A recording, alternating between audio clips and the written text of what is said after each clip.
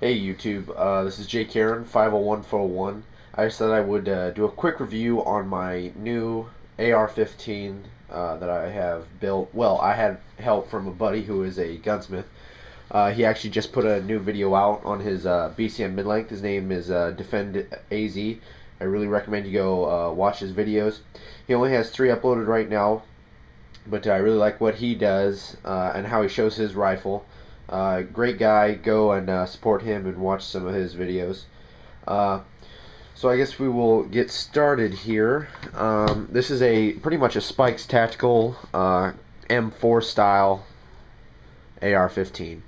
Uh, I purchased majority of the parts from aimsurplus.com. Great place to go and look for accessories and things for your rifles. Uh, so I guess we'll start here at the beginning. I have a government profile barrel, 1.7 twist, cold hammer forged barrel. I haven't had any problems with it. It's awesome. And like I said before, it is a Spikes Tactical. I bought it as a complete upper. So it came with the bolt carrier group already in it. So it is a Spikes Tactical bolt carrier group.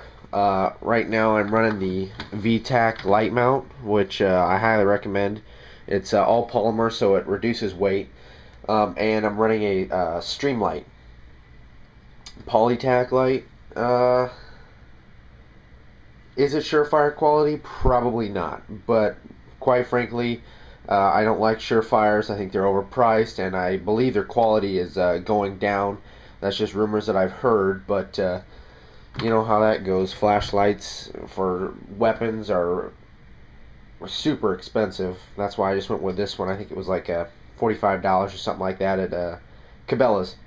So, and then for my rail, this did come with an MOE handguard. There's nothing wrong with the MOE handguard. If you run it, I think it's a great option if you don't want to spend the money on a rail system. But right now I'm running the RAS rail from Knights Armament. I got it for $150. It said that it was a factory second. I don't know if you guys can see that very well because it's so bright in this room. But I got it for $150 on Knights Armament shop because it was a factory second. But I got it. There's pretty much nothing wrong with it. It just looks like there's a little nick in the probably some sort of forging process. There was a little mess up there, but not a big deal. And as you can see, I'm running the Knights Armament rail covers. It came with 3. And then on top here, I just decided to round out the entire rail. So I went with Ergo Grip rail covers, which I like. Whoops. Right there's the Ergo Grip rail cover. All you do is snap it on, which I like. This right here, sometimes this button can be pretty hard to push. My friend has one, and it was terrible. I couldn't get it off. You have to use some serious man strength, I guess. But mine come off fairly easy compared to his. But I love the Knights Armament rail system. And especially for $150 for, I believe it's a $390 rail. Great buy. Highly recommend it. I believe they're still in stock, so I recommend you get that. They also have a 20-inch rail system, I believe, for $150. Next is going to be the Spikes Tactical lower, which, you know, a lower is a lower if you ask me. But I am running a Palmetto State lower parts kit. A2 handguard. I really like the A2 handguard. The Magpul one isn't too bad, or the Tango down I wouldn't mind having, but for now this will do. Let me move this around here. Then of course I'm running a PMag, which is numbered and my name. I highly recommend PMags because me and my buddies did a test where we ran over a Troy Battle Mag and a PMag, and we burned out on them a couple times.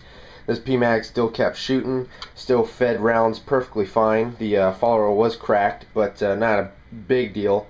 But highly recommend PMags. I wouldn't run anything else besides PMags. And especially for their price, I think they're $13 without the window in them. You know, I'd definitely spend the extra couple bucks for PMags rather than standard GI steel mags. That's just me.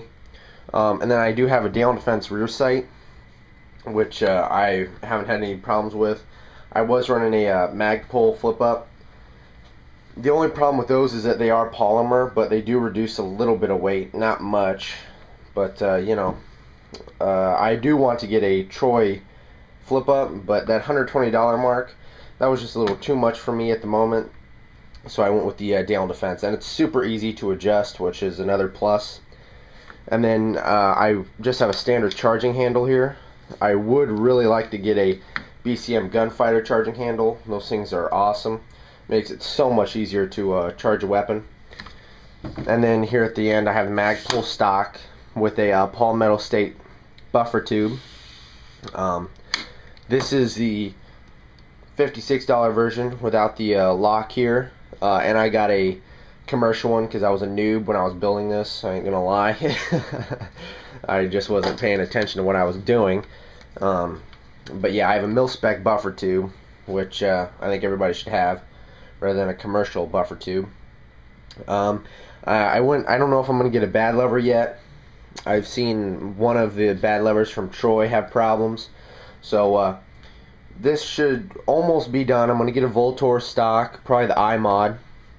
I'm going to keep the A2 handguard, possibly a bad lever, but yeah, that's just about it, and maybe an optic, I don't know. Since this is my fighting rifle, I might want to avoid an optic, so that's just one less thing I have to worry about. And plus, optics are super expensive. I cannot afford one at the moment, but I've been looking into them. If I were to get an optic, it'd probably be some sort of EOTech. I do like those. But the sling I'm running too is a VTAC, which I think is probably the best battle ready sling. I guess if you know you're going to go into battle, you should probably have a single point sling. But for multi-purpose, the 2-point sling I think would be the best. I really like the VTAC sling because of how easily adjusted it is. So if you are wearing armor, getting in and out of vehicles, maybe having to climb a ladder, you can just cinch this tight if you have to. And it will cinch pretty close to your body. But the reason why I built this is for a lightweight, small, house clearing combat rifle. I think it really fits that purpose very well. You know, I highly recommend you build your AR-15s because it also helps you avoid that commercial price. So if you were to buy a Colt or a Stag Arms from maybe Cabela's or something like that, you're going to have to pay commercial price, and they can add on an extra $200 to $400. I mean, it's pretty insane to me to pay $1,500 for almost the exact same setup without Magpul accessories and that kind of thing, and a detachable carry handle. For $1,200 you can buy a Colt, and it doesn't come with a rail. This gun, I am in it about $1,100 to $1,200, and I have 9 PMags, Magpul accessories, Dale Defense rear sight, a light mount, and I have a Knights Armament rail system. This is almost as mil-spec as you can get, besides my newbie mistake of getting a commercial stock. But other than that, this is almost as mil-spec as you can get. You could go with a 14.5 inch barrel, but I just went with a 16 inch due to my age. It just made it easier for me. But yeah, this is my fighting / combat rifle. Hopefully I can do another review on my Glock 21, which I have run a lot of rounds through. But in this gun I've only run about 800 through it, so I plan on doing some more training and shooting with it. So maybe I'll give you guys an update or something. Thanks, YouTube. Have a good day.